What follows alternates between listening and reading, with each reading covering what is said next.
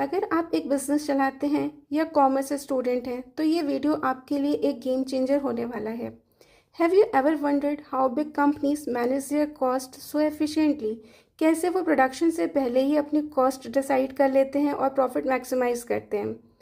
Hello students, I am C S Snigdha Agarwal और आज मैं आपको एक ऐसी कॉस्ट टेक्निक बताने वाली हूँ जो न सिर्फ कॉस्ट कंट्रोल के लिए बेस्ट है बल्कि आपके बिजनेस का प्रॉफिट बूस्टर भी बन सकती है, स्टैंडर्ड कॉस्टिंग। तो चलिए स्टार्ट करते हैं। सबसे पहले तो हम ये समझ लेते हैं what is a standard costing. देखिए, स्टैंडर्ड कॉस्टिंग एक कॉस्ट अकाउंटिंग टेक्निक है जिसमें किसी प्रोडक्ट या सर्विस की प्रीडिटरमाइंड कॉस्ट यानी कि स्टैंडर्ड कॉस्ट सेट कर ली जाती है और इसका कंपैरिजन किसके साथ किया जाता है? एक्चुअल कॉस्ट से। ठीक है, इसका मेन पर्पस होता है कॉस्ट कंट्रोल करना और परफॉर्मेंस इवैल्यूएशन करना। ठीक है, तो standard costing is a cost accounting method where we set a predetermined cost for a product or service. Later we compare it with actual cost to find variances and improve efficiency.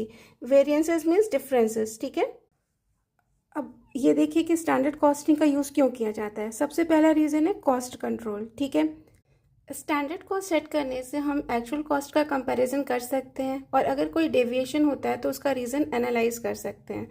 Actual cost तो समझ रहे होंगे ना आप, real cost. ठीक है, दूसरा budgeting and planning. Budgeting and planning का मतलब क्या हुआ? देखिए, हम लोग अगर हमने पहले से कॉस्ट पता कर लिया तो हम लोग फ्यूचर कॉस्ट और प्राइसिंग का डिसीजन ले सकते हैं। ठीक है, क्या है परफॉर्मेंस इवैल्यूएशन। अगर हम लोग वेरिएंस एनालिसिस करेंगे तो हमें पता चल जाएगा कि किसी भी एम्प्लॉय की या डिपार्टमेंट की परफॉर्मेंस कितनी है। ठीक है, decision making. Cost related decisions like pricing, product process improvement और वेस्ट रिडक्शन के लिए ये हमें हेल्प कर सकता है। वेरिएंस एनालिसिस के थ्रू हमें पता चल जाएगा कि हमारा वेस्ट कहाँ हो रहा है और हमारी कॉस्ट ज़्यादा कहाँ लग रही है, तो इससे हम क्या कर सकते हैं, अपनी एफिशिएंसी को इम्प्रूव कर सकते हैं।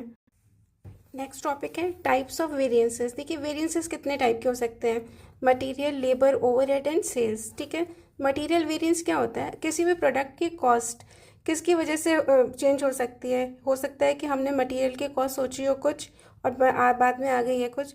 ठीक है, जैसे हमने सोचा था कि मटेरियल जो होगा वो 10 kg यूज़ होगा एक यूनिट को बनाने के लिए, हो गया है 12 kg यूज़ या फिर 9 kg यूज़, तो हमारी कॉस्ट अलग हो जाएगी। ठीक है, उसी तरह लेबर के लिए भी हो सकता है हमने लेबर का रेट कुछ और सोचा हो और लेबर हमें एक्चुअल में किसी और रेट में मिली हो, तो भी हमारे स्टैंडर्ड कॉस्ट और एक्चुअल कॉस्ट मैच नहीं करेगी। सेम ओवरहेड के लिए भी है और सेल्स के लिए भी। हमने सोचा होगा कि 1000 यूनिट सोल्ड होगी और पता चला 1200 यूनिट सोल्ड हुई है या 900 सोल्ड हुई है। I hope you now have a clear understanding of today's topic. Next video में हम लोग इसके सारे प्रैक्टिकल क्वेश्चन अच्छे से सॉल्व करेंगे।